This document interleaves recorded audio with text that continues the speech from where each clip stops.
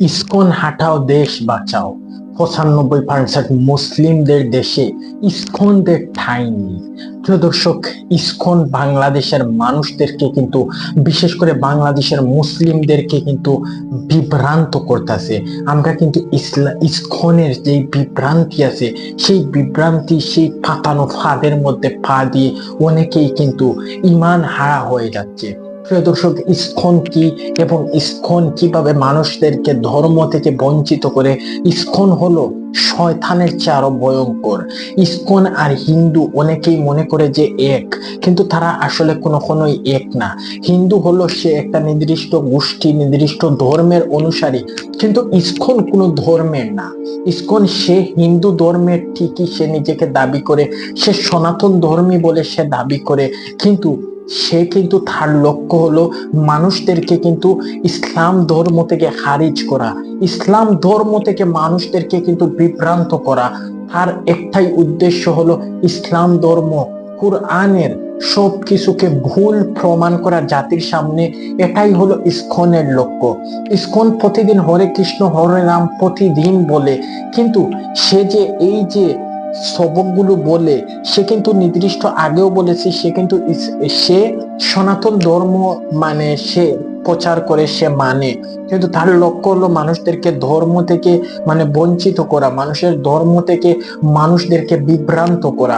এই ইসকন কিন্তু বাংলাদেশের মানুষদেরকে, বিশেষ করে বাংলাদেশের যে আলেম উলামা রয়েছেন, সেই আলেম উলামাদের মধ্যে কিন্তু ফিতনা সৃষ্টি করতেছে।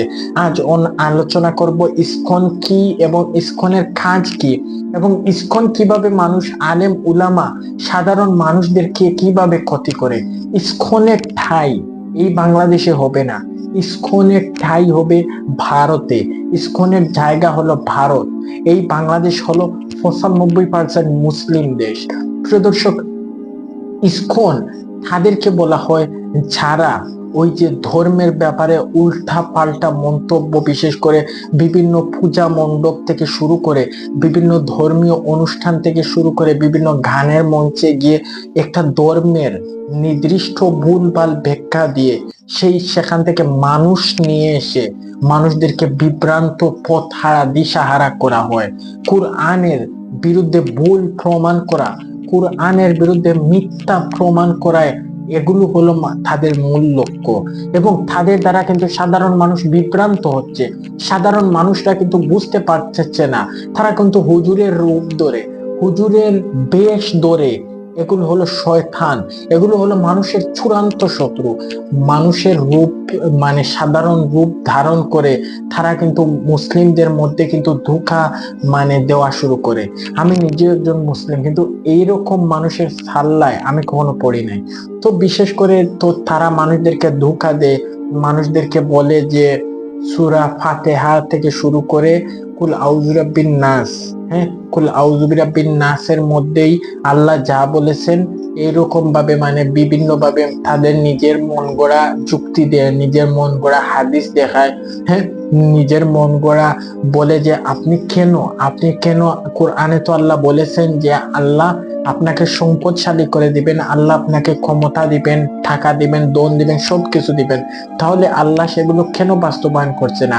এগুলো এই যুক্তি দেখায় এবং মানুষদেরকে এই কথা বলে, কোরআনের দলিল দেওয়ার পরে মানুষদের মধ্যে একটা নেগেটিভ মাইন্ড, নেগেটিভ কনসেন্স তৈরি করে।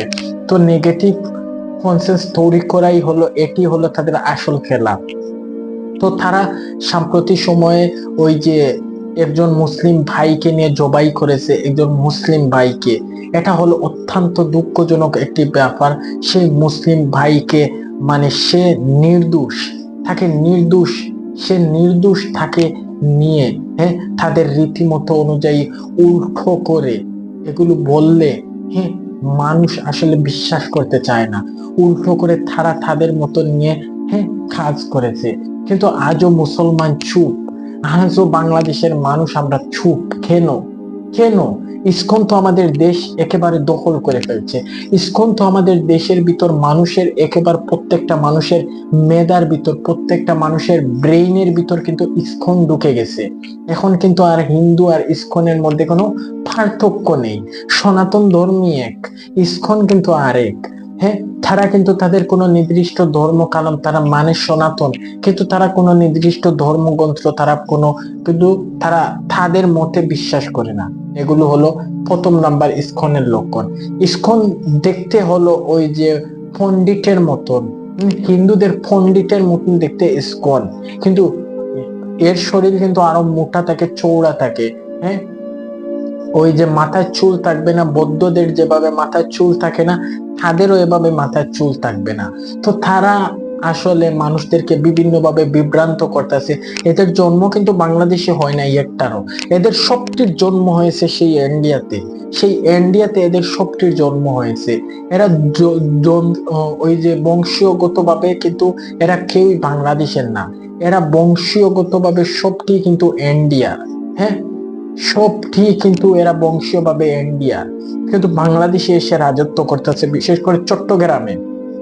চট্টগ্রামে এসে তারা সেই ইসকন রাজত্ব করতেছে, কিন্তু মানুষে এখনো কিছুই করতেছে না। মানুষ তাদেরকে ভয় পায়, কিছু করলে যদি ইসকন আমাদেরকে ধরে মেরে ফেলে, ইসকন যদি আমাদেরকে ওই যে হুকুম করে সেটা না নেওয়ার জন্য যদি না নিই, সেই ইসকন যদি আমার বিরুদ্ধে কোনো কিছু করে বসে, তখন আমি কি করব? তখন আমি কি করব? সেই ইসকন তো আমাকে মারবে, ধরবে, আমাকে গালে দিবে, আমার কিছু করার নেই, আমি মুখ বুজে সহ্য করব। সে ইন্ডিয়া থেকে আপনাকে এসে গালি দিতেছে, আর আপনি বলতেছেন যে আপনি মুখ বুজে সহ্য করে ফেলবেন। সে নবীর বিরুদ্ধে কথা বলতেছে, সে ইসলামের ক্ষতি করতেছে, সে নামাজের বিরুদ্ধে কথা বলতেছে, কোরআনের বিরুদ্ধে কথা বলতেছে, আর আপনি বলতেছেন যে মুখে হাত দিয়ে বসে থাকবো, সহ্য করব। না, সহ্য করার প্রয়োজন নয়। প্রয়োজনে মানুষ জিহাদ করা উচিত, প্রয়োজনে প্রয়োজনে জিহাদ করা উচিত। তারপরও ইসকনের বিরুদ্ধে গিয়ে সেই ইসকনকে ধরে, হ্যাঁ, ধরে এই দেশের জিন্দা একেবারে মাটির ভিতর পুঁতে ফেল। সেই ইসকনকে ধরে ধরে ধরে ধরে একেবারে এদেরকে মানে মাথা অব্দি পা একেবারে সেই বঙ্গোপসাগরে একেবারে ভাসিয়ে দেওয়া উচিত সেই ইসকনদেরকে। কিন্তু মানুষ এগুলা করবে না, মানুষ তাদেরকে ভয় পায়। মানুষ যদি মনে করে যে ওকে যে করব, ও যদি আমার বিরুদ্ধে কিছু করে, সে যদি আমাকে না পারে, তাহলে যদি সে আমার সন্তানকে কিছু করে বসে, আমার সন্তানকে যদি কোনো কিছু করে বসে, তখন আমরা কি করব? তখন তো আমাদের কোনো কিছু করার নাই। এইরকম হলো ভয়ঙ্কর ভাবে রূপ ধারণ করেছে সেই ইসকন, এইরকম ভাবে ভয়ঙ্কর ভাবে রূপ ধারণ করেছে, কিন্তু মানুষ সেগুলো আর করতেছে না। মানুষ এখন ভয় পায় ইসকনকে, ইসকনকে মানুষ ভয় পায়। তো প্রিয় দর্শক, এইরকম মানুষদেরকে যেখানেই দেখবেন সেখানেই মানে ধরে ধরে নিয়ে আসবেন এবং তাদেরকে সর্বোচ্চ সাজা দিবেন। আইন আইন আছে দেশে, প্রথমে তাদেরকে সাজা দিয়ে তারপর আইনের হাতে তুলে দিবেন। তো যাই হোক প্রিয় দর্শক, এই পর্যন্ত ভালো থাকবেন, সুস্থ থাকবেন, দেখা হবে পরবর্তী একটি ভিডিওতে। আল্লাহ হাফিজ।